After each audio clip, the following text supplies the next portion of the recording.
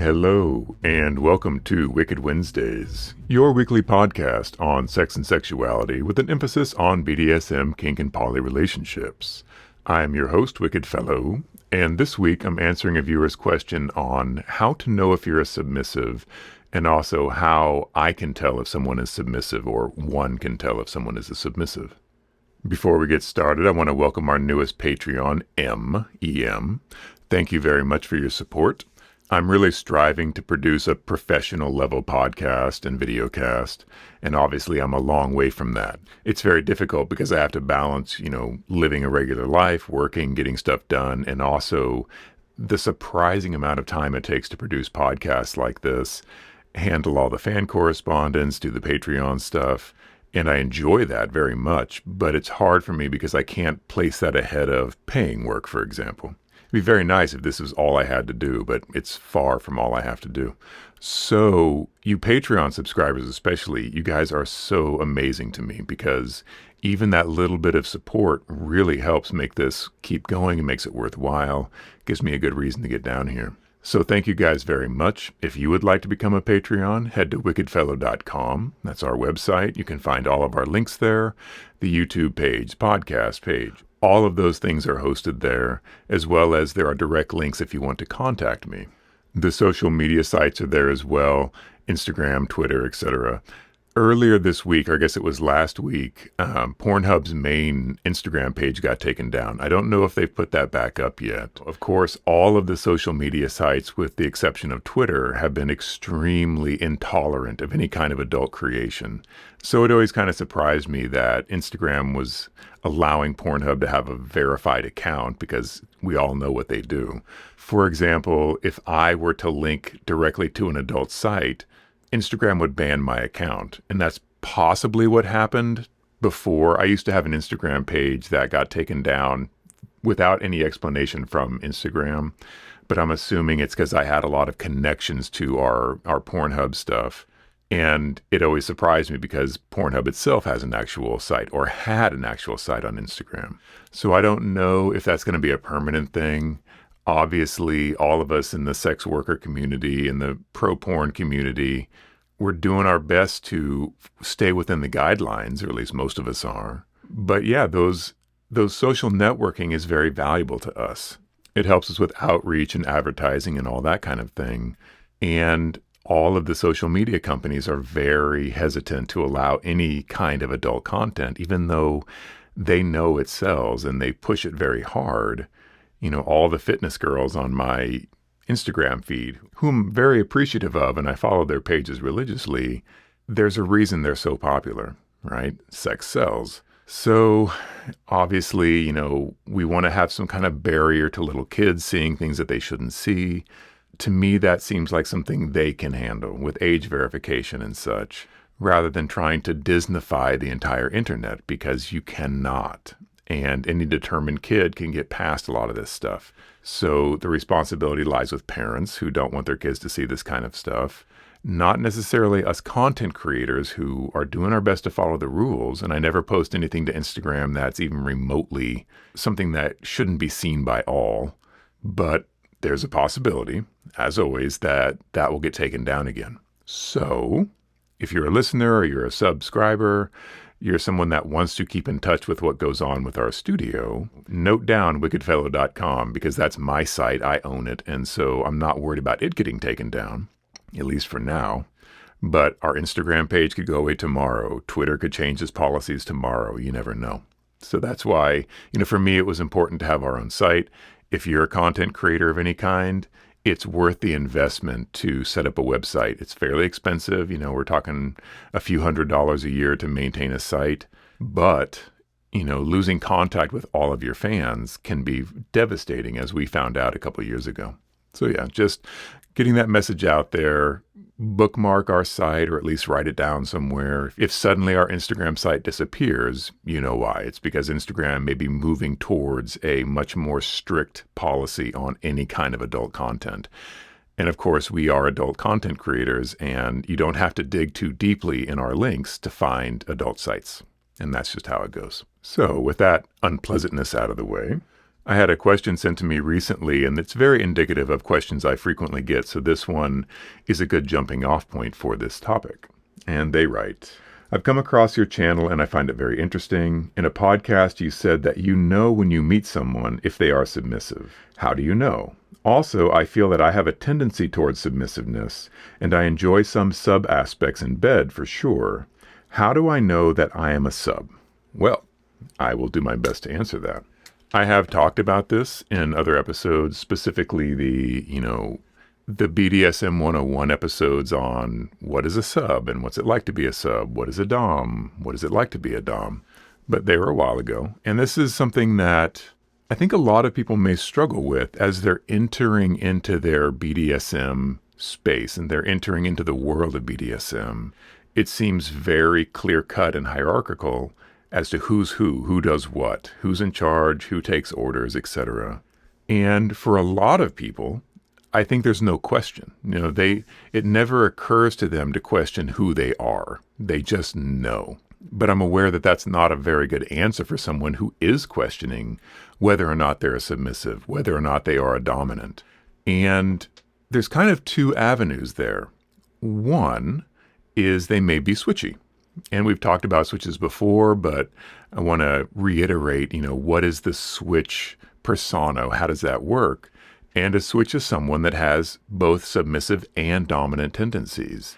And depending on their mood, how they're feeling, who they're playing with, they may either want to be in a dominant role or they may want to be in a submissive role. And both of those things exist perfectly well inside of them. And while I don't think it's necessarily important, I would say that people that are truly switchy are a smaller portion of the BDSM community, but they certainly exist and they are a, healthy, happy part of the community. But I think by and large, most people either feel fairly dominant or they feel fairly submissive. That third category of switch, it can be difficult for people because people who are very submissive will sometimes not want to be dominated by someone who is switchy. They want their dominant to be dominant. And some doms don't like to have a switchy partner because they feel like they want their submissives to be submissive. So there can be a bit of, I don't want to say discrimination, but, it can be hard if what you're looking for is a really hyper-dominant person and your partner is a switch and they have dominant tendencies, but they wouldn't classify themselves as hyper-dominant, and vice versa. But people that are switchy can be very happy in the community, can really enjoy themselves, can experience more of the community than either the doms or the subs because, they may enjoy being very submissive with one of their partners. One of their partners is a heavy dom and they really enjoy that energy. They like taking orders. They like being under someone's control. They really enjoy that experience. It's very fulfilling to them. But then another situation, they may have a partner that's very submissive and they enjoy being in control. They enjoy giving the orders. They enjoy being in charge. And, that's something that I can't experience because I'm very hyper dominant. I'm completely to the right of the dominance scale. And it doesn't bring me any pleasure or satisfaction or fulfillment to play a submissive role. And someone like Katja, for example, who's all the way on the other end of the submissive scale, while she's done dominant things in a BDSM play space, she's done it under the direction of a dominant and for the fulfillment of the submissive in that role. It doesn't excite her or make her, being a dominant doesn't have any allure to Katja. It's not something she fantasizes about or feels comfortable with when she's placed in a dominant position. So for both of us, we have our experience and we enjoy our experience, but I can't say that either one of us has experienced the full gamut of what BDSM has to offer. So being switchy, there's kind of a special magic there. And I have definitely had submissives that were switchy. With me, they were a submissive, but they had submissives of their own. And in that role, they were very dominant. They felt comfortable doing that. And when they were with me, they felt very submissive and they were very comfortable doing that. So that's that, if you fall in the middle of the spectrum, if you're not a hard sub, if you're not a hard dom, you may very well fall into that. I'm kind of dominant. I'm kind of submissive. It may change throughout your life. It may change throughout a relationship. It may change from one relationship to another. So don't feel like you have to choose one or the other, and now that is who you are for the rest of your experience. I listened to another podcast that I highly recommend called the Old Guard Cigar Salon. Old Guard or On Guard, I'm not quite sure. I'll link to that. Anyway, it's a primarily male gay space, but it's a very kinky space. They talk about the history of gay kink culture, what's going on with gay culture now and kink.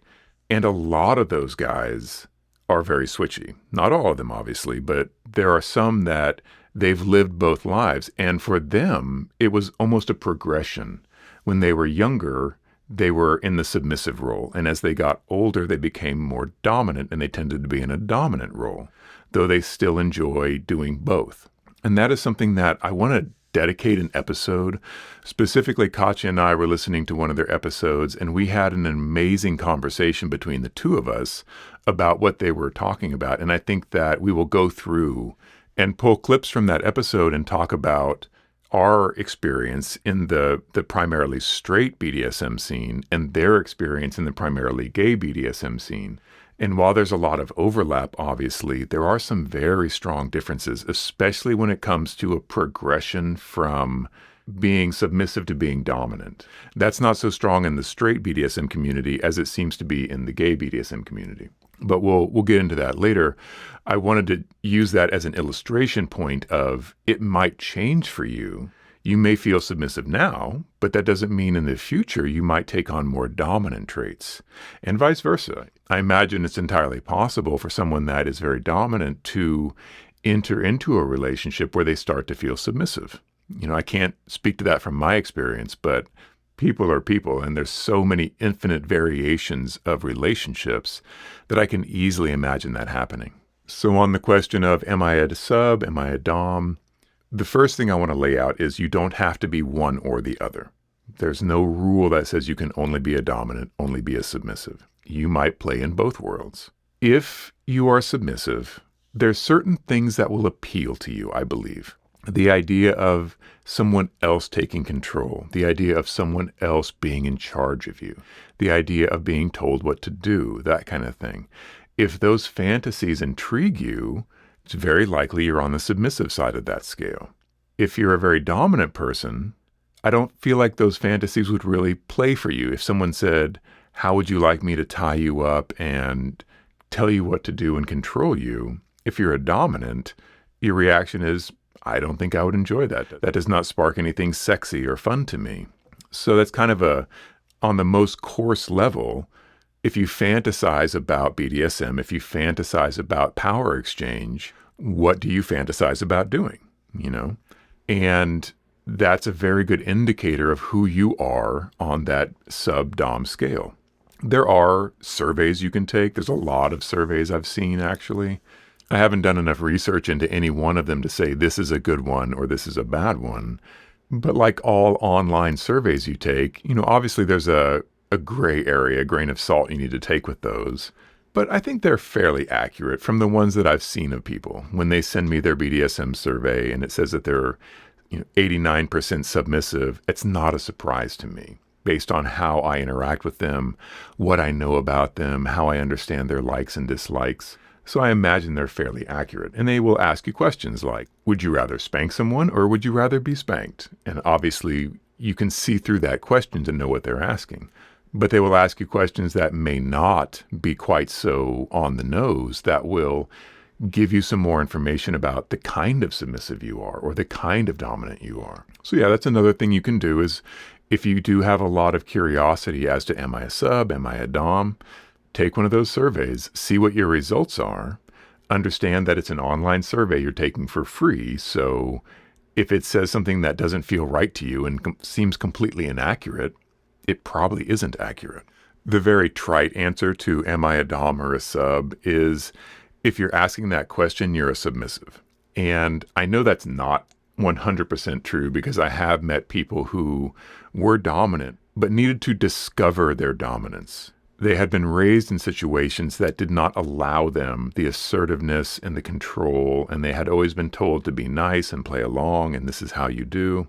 But they were actually quite dominant in their personality, and it took being allowed to be dominant and encouraged to be dominant, for them to understand and realize that, oh yeah, this is exciting to me. This is fun. I want to pursue this. Up until that point, you might have seen them as being submissive.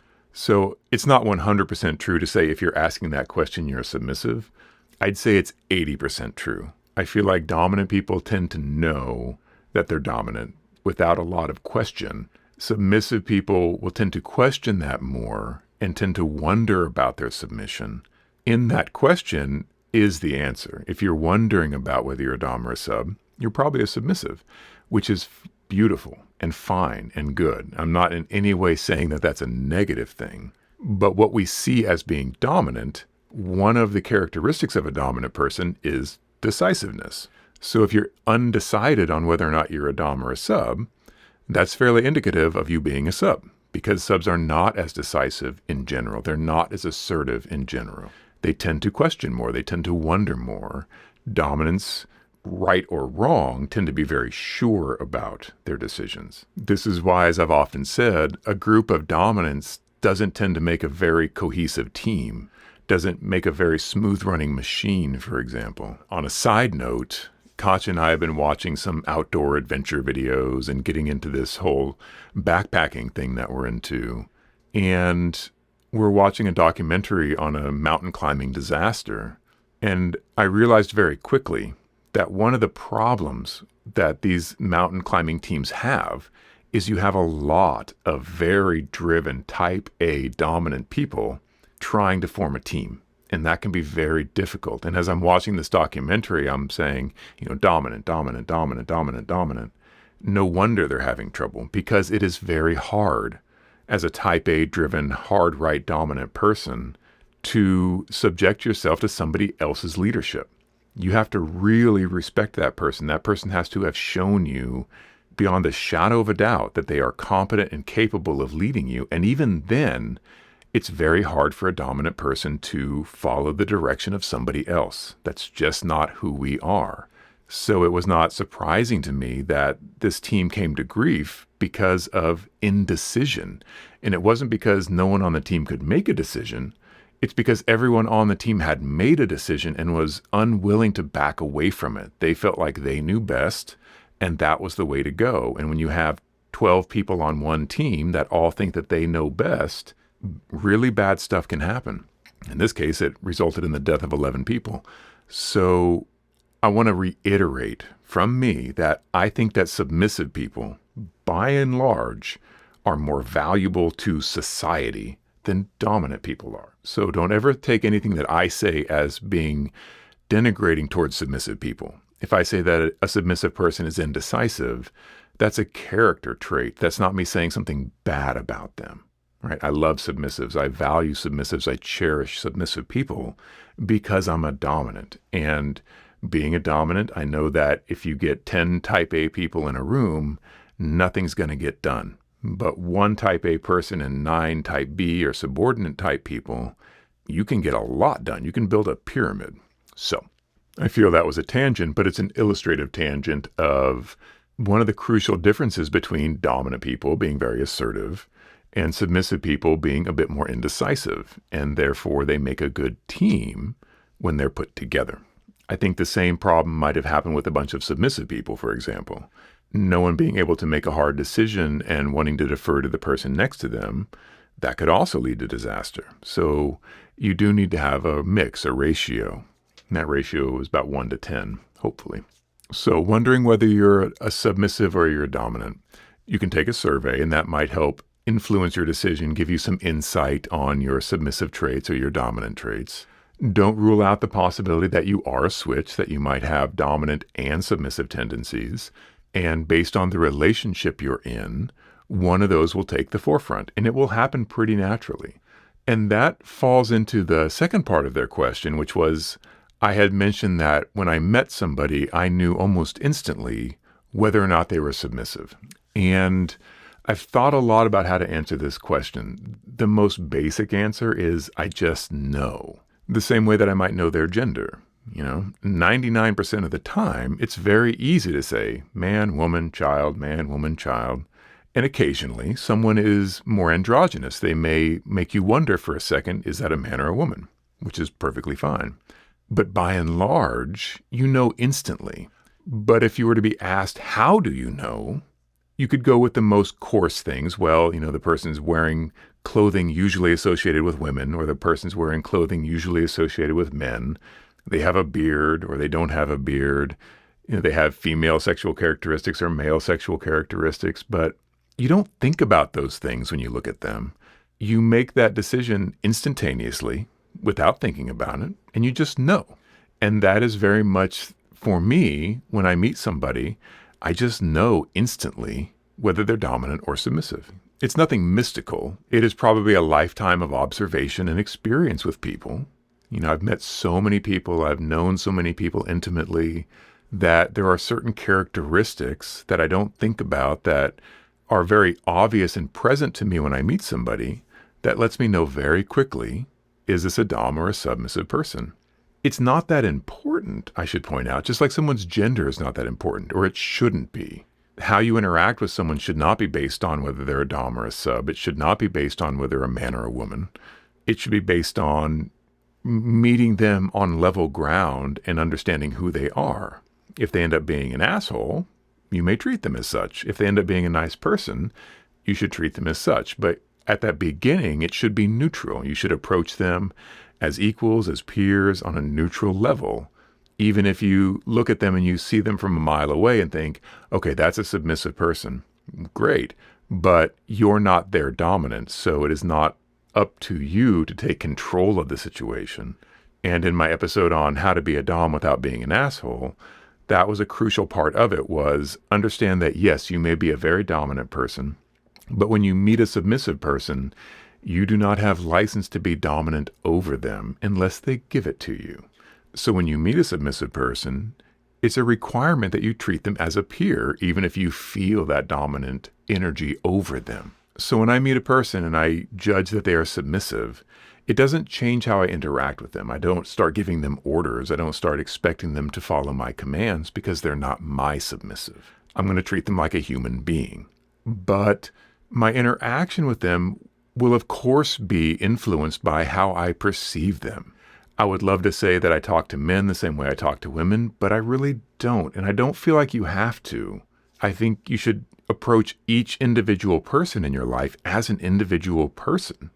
You might meet someone that presents as feminine and they're a woman and they enjoy classically womanly things, but they may enjoy stock car racing. You don't know. And vice versa. You may meet a really tough bearded guy who looks like he could take apart a truck with his bare hands, but his hobbies are classically feminine traits, things that you wouldn't expect a guy to do. So let people be themselves, but approach each individual as an individual. Whether it's dominant, submissive, man, woman, trans, doesn't matter. You need to accept people for who they are, not the box you want to put them in. So I want to make that clear. Like when I say that I see someone and I see that they're submissive, that's just something I know about them, just like their gender or their ethnicity, but I still want to approach them as an individual. So they may be submissive, but are they very submissive? Or are they just kind of submissive? Do they have submissive tendencies, but they also have dominant tendencies? That's going to vary based on who you know. So I don't think I can give a checklist of they do these 4 things, therefore submissive.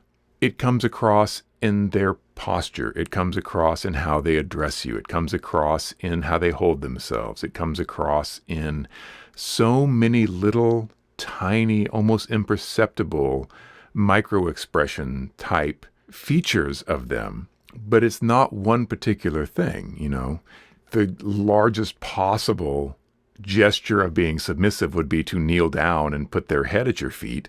Obviously, that person is a submissive, but that's not going to happen in day-to-day life. But when I talk to someone who is submissive or less dominant than I am, it just comes across in our conversation, in their carriage, and who they are.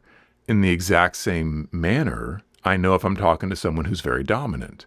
And frequently, two very dominant people will kind of circle each other cautiously like rattlesnakes. They kind of understand that the other person is like them, and like magnets, they may not attract. They may not get along well because of who they are.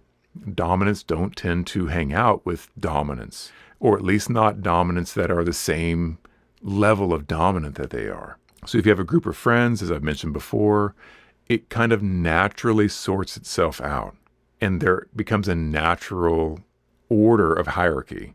The most dominant person will assert themselves, not necessarily in a bad way, but it'll become understood. Even with two friends, one friend tends to be the one that says, hey, let's go out and do something. And the other friend tends to be the one that says, yeah, that sounds great. But it's rare that a pair of friends are exactly equal on that they both suggest things, they both are willing to follow the other one's lead, etc. I'm sure it happens. It'd be awesome if it happens. But in my experience, most of the people I know, most of the friends that I've had, most of the relationships that I've seen in my life, even though it's unspoken, there is a leader-follower relationship in almost every human interaction. And I believe that we fall into that naturally. Because the way our society is structured, you may frequently be placed under the direction of someone who you would not naturally want to be under the direction of. And obviously that can be very difficult. That can be very frustrating, whether you're a submissive or a dominant. And that's just kind of how our life works. When someone is in power over us that we don't have respect for, that we would not naturally submit to, that can be very difficult for everybody, dom and sub alike. Fortunately, in our BDSM world, you should never be in a situation where you have to submit to someone who you do not have respect for and who you do not want to follow their leadership. That's one of the beauties of this chosen lifestyle, this decision that we make, is that it is a choice. And you should never be in a situation where you're unhappy being under someone's direction because you always have that choice. Unlike the real world, where your manager may be someone you do not respect, and unless you absolutely had to, you would not follow their direction. That's just how life goes sometimes. And the last little bit that I want to express on this is that a tendency that I see in dominant people that I rarely, if ever, see in submissive people is the need to show that dominance. And I've talked about this many times. If you're at a party and there's that one person that keeps trying to push themselves to the front and be the center of attention and be the dominant person in the room, that's not actually a sign of dominance. That's usually a sign of someone that is insecure. And insecurity and being dominant it's like oil and water. They don't go well together.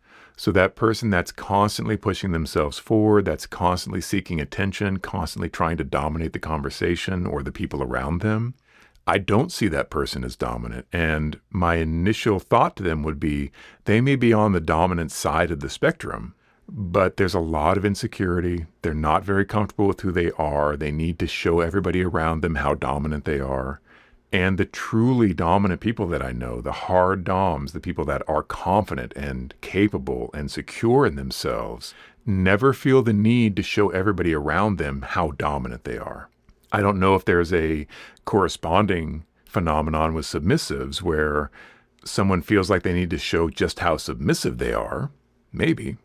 Attention-seeking in submissives can take a similar aspect. Sometimes someone that is very submissive will seek out that attention and make themselves unignorable, as it were. But that is a sign of, again, insecurity. It's a sign of attention-seeking. It's a submissive sign, much more than it is a dominant sign. So be aware of that in social situations, that kind of urging forward and pressing forward and attention-seeking behavior is often a submissive signal. But by and large, most submissives don't act that way. They don't have that need to be the center of attention. If anything, submissives tend to be more retiring and are much more likely to deflect attention away from themselves because it's uncomfortable for them to have all eyes on them. They'd much rather be on the periphery, following, than be in the center and have everyone's attention on them. Again, these are more gross, these are more large signs of submissive and dominant behavior.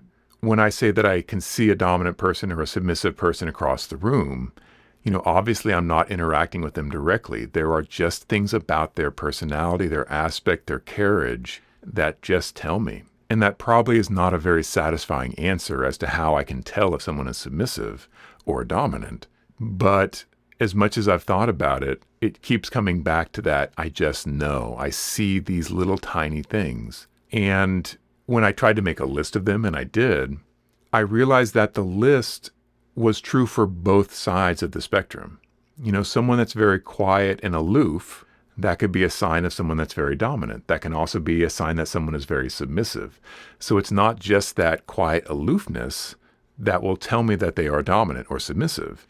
It's that factor combined with 1,000 other factors that I may not even be aware of. But when I see that person at a party or a social function, I just know. Have I been wrong? Rarely. The self-effacing thing would be to say that, oh yeah, I'm wrong all the time. It's extraordinarily rare for me to make that judgment from a mile away and then get to know that person and find out that, oh no, this person that I thought was a submissive is actually very dominant.